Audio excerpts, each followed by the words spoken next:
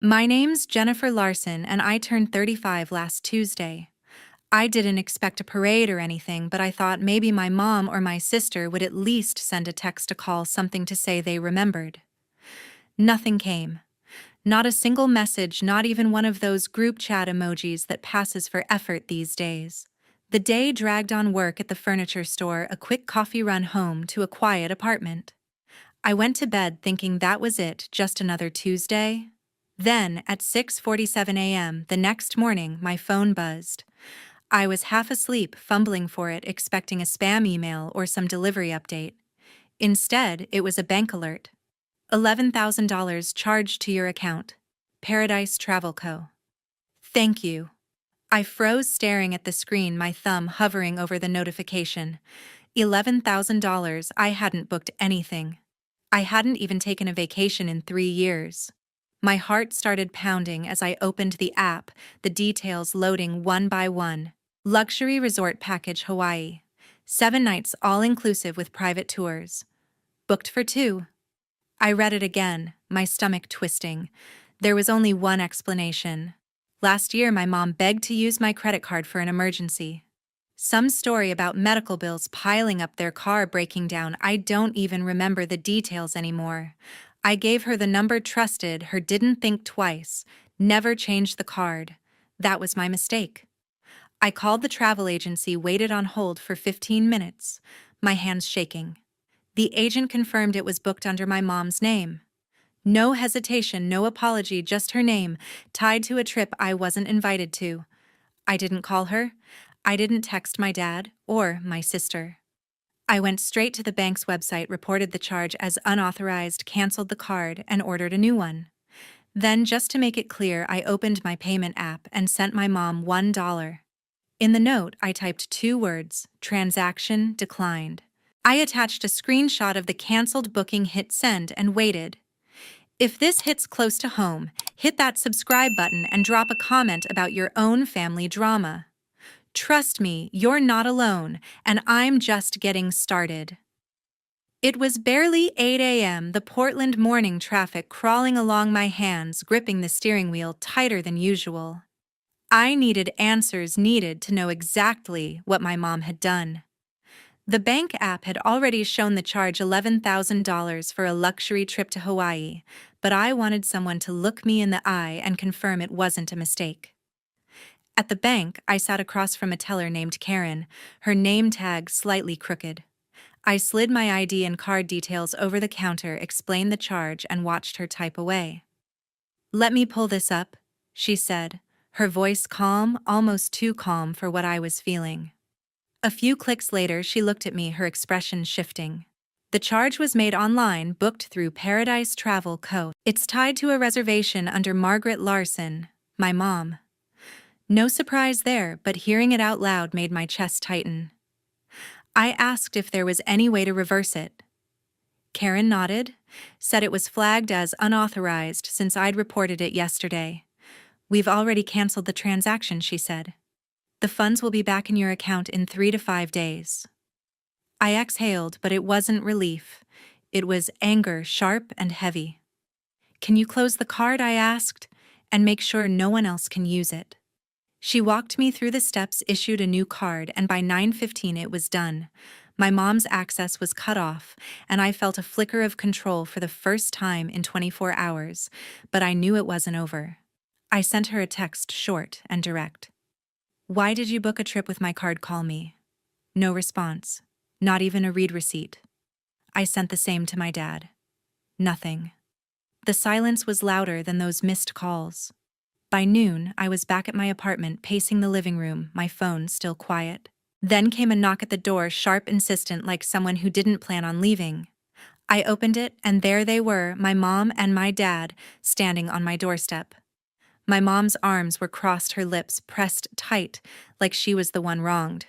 My dad stood behind her, hands in his pockets, avoiding my eyes.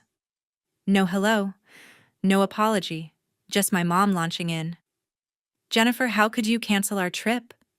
That was our dream vacation, something we've been planning for years. You know how hard things have been."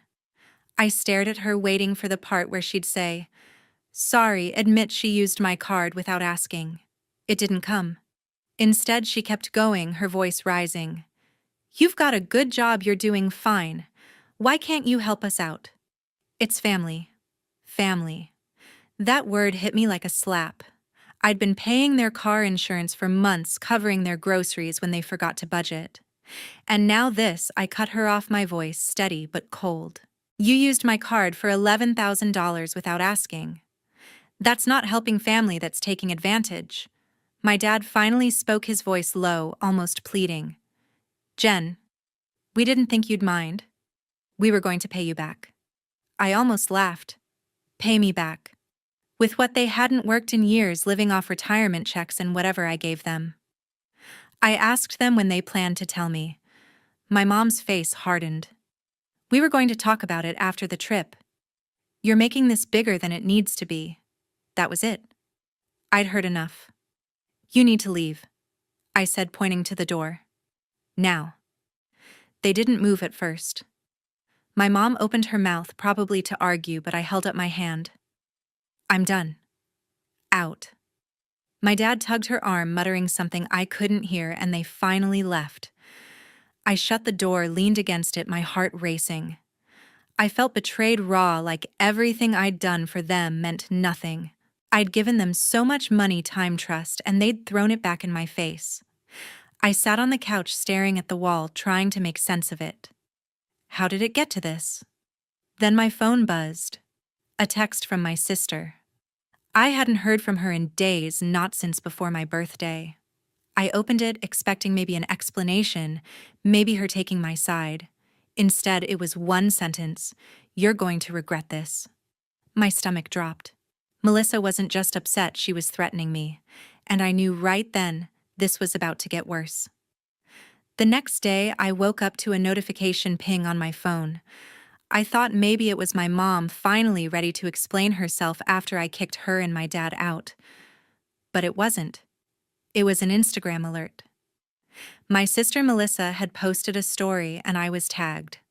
I opened it and my heart sank. There, in bold text over a photo of her looking sad, were the words, "Some people care more about money than family. You know who you are, Jennifer." The comments were already piling up, cousins, family, friends, even people I hadn't talked to in years chiming in with, "That's awful," or "How could she?" I scrolled through my hands, shaking each comment like a punch. Ungrateful daughter?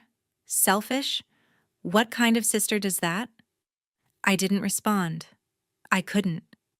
My phone kept buzzing with texts, not just from random relatives, but from coworkers, neighbors, people I thought were on my side.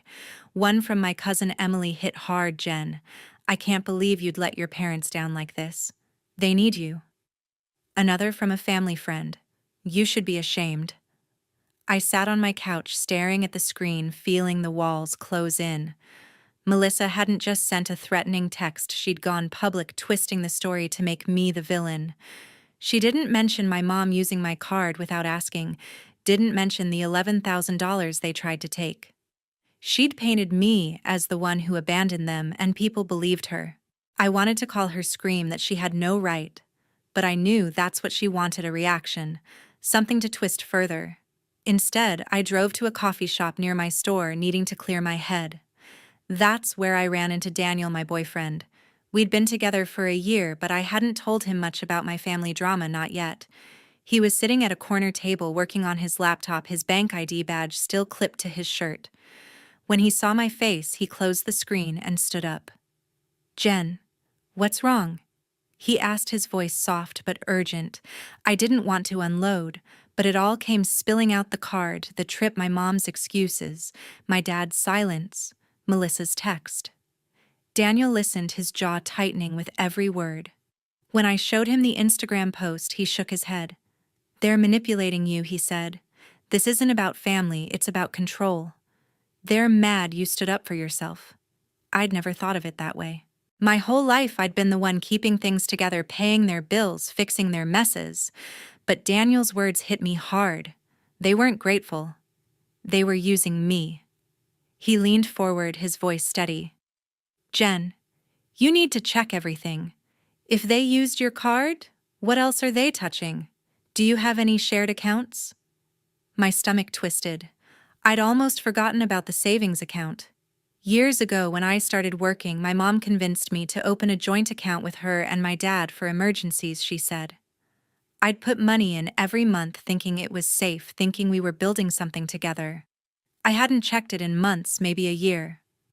Daniel walked me to my car, his hand on my shoulder. Go to the bank now, he said. Don't wait. I drove straight there, my mind racing. At the bank, I logged into the account on their system, my fingers trembling as the screen loaded. The balance appeared and I felt like I'd been slapped. Most of it was gone. Tens of thousands I'd saved money for a house for my future was nearly wiped out. Recent withdrawals, all to my mom's name, some to Melissa's. No warning, no permission, just gone. I stared at the screen, my throat tight, the teller's voice fading into the background. They hadn't just taken my card, they'd taken everything. The next morning, I couldn't shake the image of that bank screen, my savings nearly gone. I went back to the bank determined to figure out exactly what had happened. The teller pulled up the account history and the details hit me like a brick. Multiple withdrawals over the past month, some as recent as last week, all transferred to my mom and my sister. One large transfer stood out, $10,000 to an account linked to Melissa's name labeled Marketing Project. I remembered her talking about some big campaign she was pitching, social media ads, influencers, a new client she swore would make her career. She'd never mentioned using my money for it. I asked the teller to trace the withdrawals. She confirmed my mom had initiated most of them using her access to the joint account. My sister's name was on the rest. They hadn't just dipped into the account, they'd drained it, leaving barely enough to cover a month's rent. I felt sick not just because of the money, but because I'd trusted them. Years ago, my mom convinced me to open that account for family emergencies. I'd put in every spare dollar thinking it was for all of us. Now it was funding Melissa's dreams and who knows what for my mom. I told the teller to close the account. Transfer what's left to my personal account. I said, my voice shaking but firm.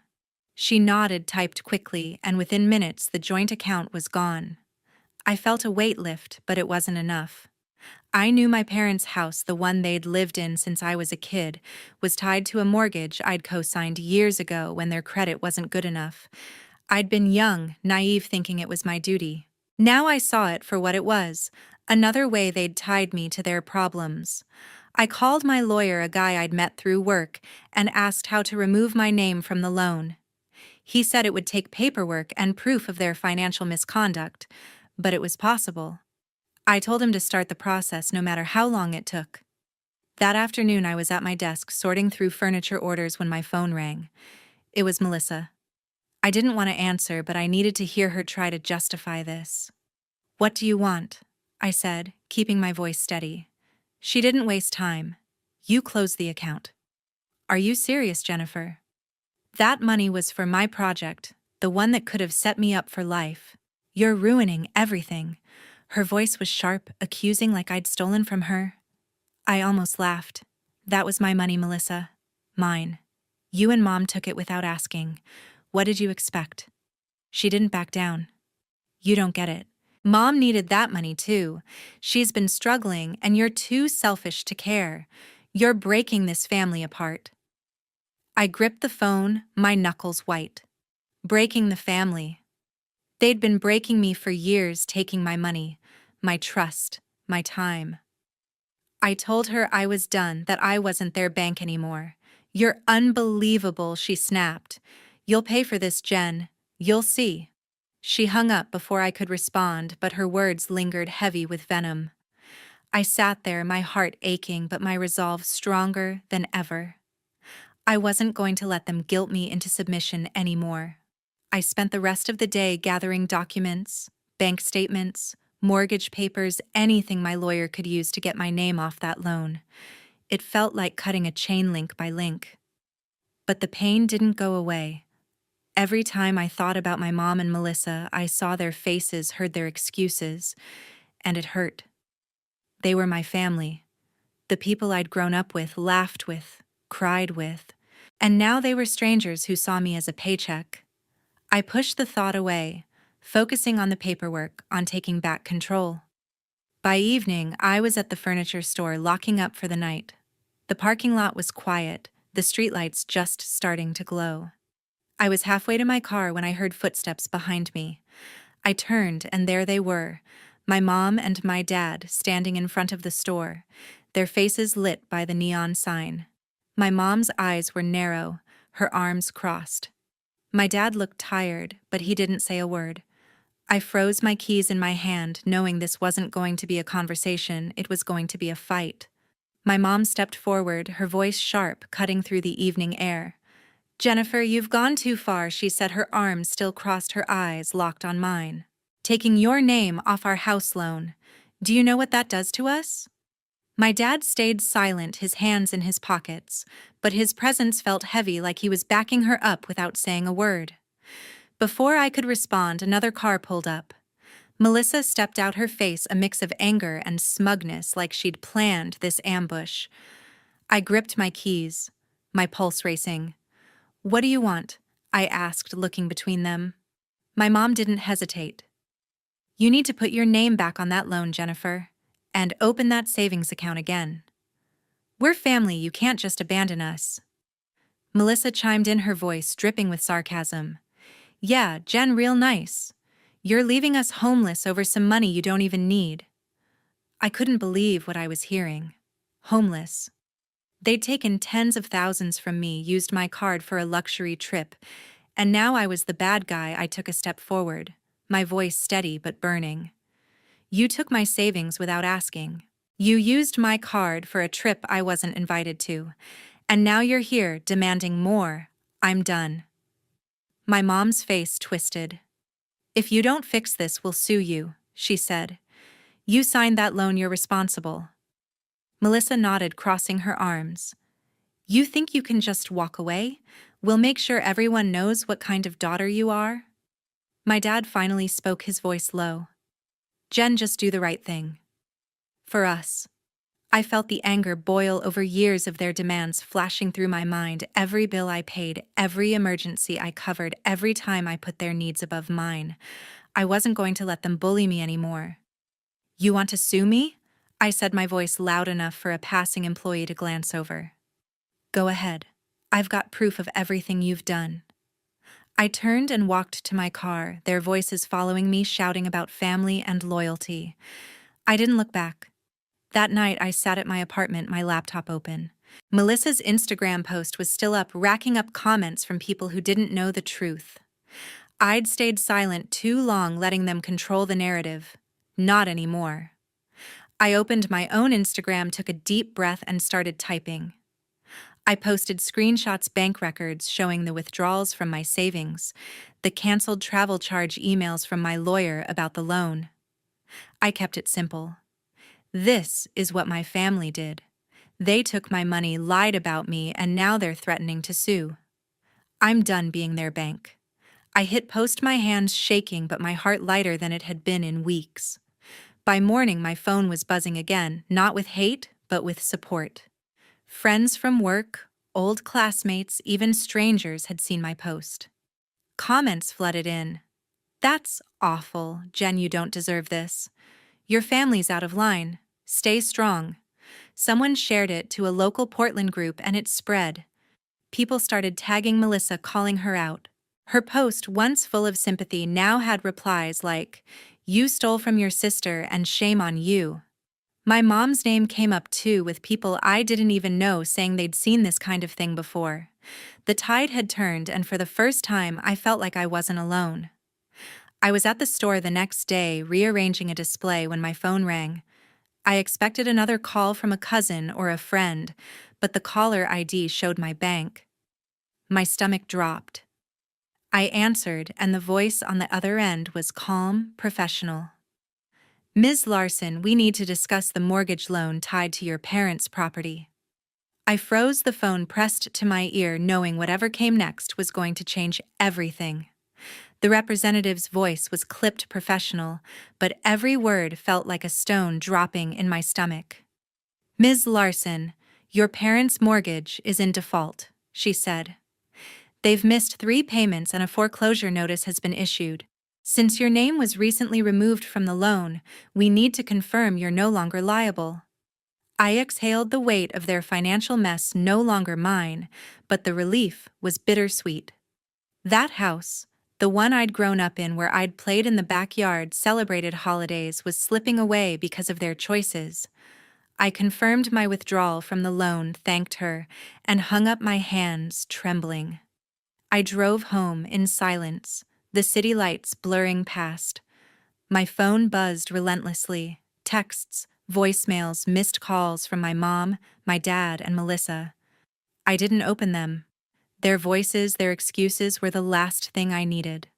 By the next morning, I heard through a mutual friend that Melissa's big marketing deal had fallen apart. Her client, some startup founder, had seen the Instagram backlash after my post. People had flooded her comments, calling out her lies, her greed. The client backed out, saying they couldn't work with someone who'd lost all credibility. Melissa's dream project, the one she'd drained my savings for, was dead. Part of me wanted to feel vindicated, but instead, I just felt hollow.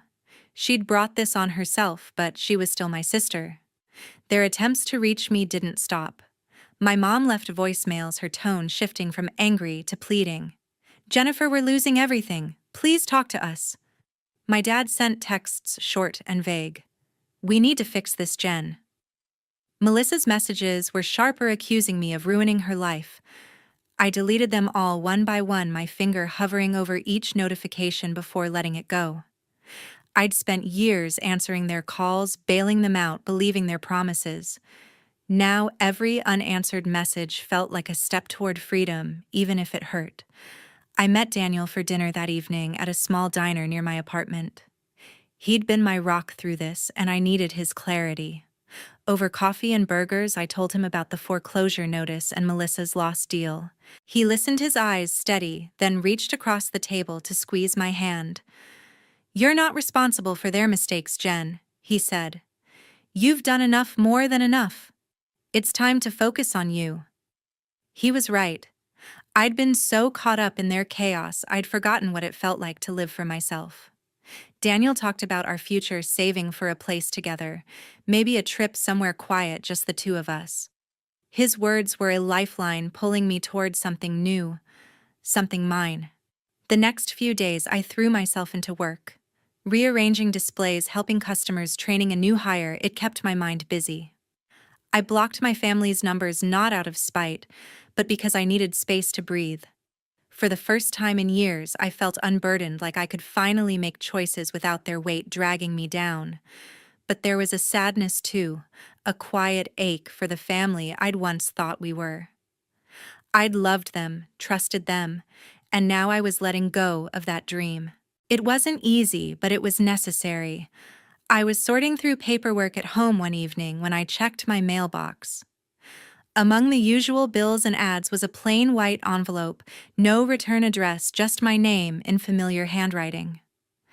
I froze, my heart skipping a beat. It was from my mom. I stood there staring at the letter, knowing that whatever was inside would pull me back into their world or give me a reason to walk away for good.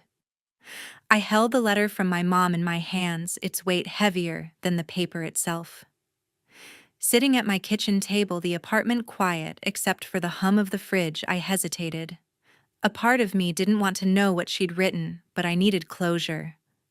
I tore open the envelope, unfolding a single page filled with her familiar handwriting. She didn't apologize. Instead, she wrote about their struggles. The house was gone, taken by the bank, and they were staying with a cousin now. She said Melissa was devastated after losing her job, that my dad was barely sleeping. "We're your family, Jennifer," she wrote. "We need you to come back to help us rebuild. You're all we have left." I put the letter down, my chest tight, but my mind clear.